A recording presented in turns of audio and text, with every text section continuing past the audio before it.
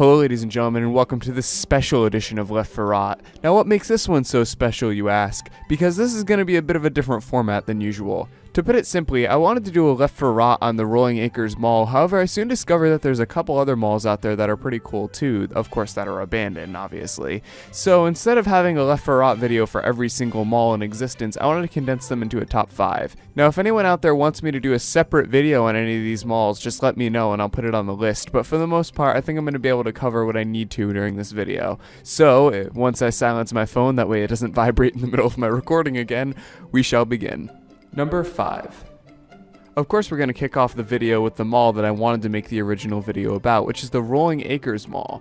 It opened in Akron, Ohio in 1975 and ran until 2013. Throughout its lifespan, it had over 140 stores, which is pretty crazy for a mall. As a matter of fact, the very last store was open all the way until December 31st of 2013, meaning that it almost lasted 40 years.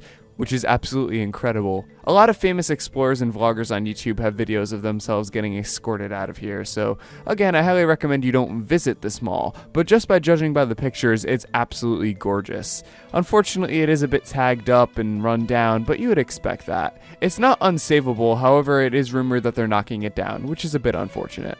Number 4. The North Square Town Mall in Toledo, Ohio. Apparently this part of Ohio is like super boring, so they made a mall in the 1980s to try to spice things up a bit. However, in the early 2000s it was shut down and unfortunately it was demolished in 2013. However, if you look at any of the photos that were taken before then, you can see that it was left in a pretty awful state. You can definitely see how and why they demolished it. It looks really beat up, yet at the same time fascinating and kind of amazing. It's beautiful in its own way, like you can film a zombie survival horror film in here and have it set 30 years into the future. And yes, it hasn't aged particularly well as it only got to be 13 years old before it got knocked down. However, for what it was, it's still a pretty neat tourist attraction that I kind of wish they didn't demolish. I would totally visit this place myself. Number 3. The Crestwood Mall in St. Louis. I absolutely love when abandoned properties still have electricity going to them. It has some sort of mystical drawing to it that you just can't resist, and this is one of those places. This mall opened in the 1950s right next to a major highway, and though that was a bit of an inconvenience, it stayed open for over 55 years, which was incredible. However, the major highway did become a convenience after those 55 years, hence why the mall was eventually sold and shut down.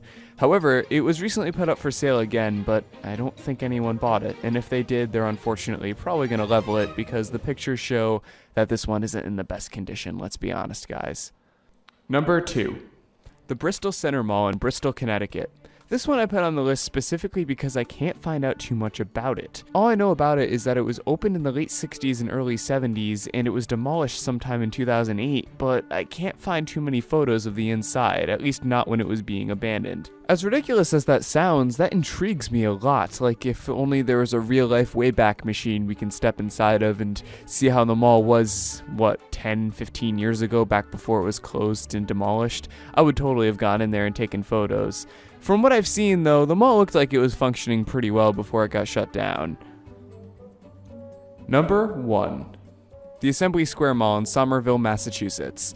This one holds a very special place in my heart because look at this. Have you ever seen a mall as empty as this photo? Have you ever seen a mall without any vendors, store logos, or hell, even stores in it? That's exactly how this mall looked before it closed down, and it is absolutely amazing. I can imagine the free runners and drone flyers that would have a ball inside of here. I can't find whether it was demolished or not, but I'm assuming it was. It's not like it was doing much business staying open like this. I'm going to do some more research, and if it turns out that this place is still open somehow, I want to urban explore it. So that's the end of this one, guys. Let me know what you think of the new format, if I should keep it or ditch it or whatever. And also let me know if any of these malls intrigued you enough for me to do a Left for Rot specifically on them in the future, if you want me to do any of the individual ones that I showcased. But anyways, for me for now, this has been Dan of DanRock Productions, and I hope to see you guys in the next episode of Left for Rot.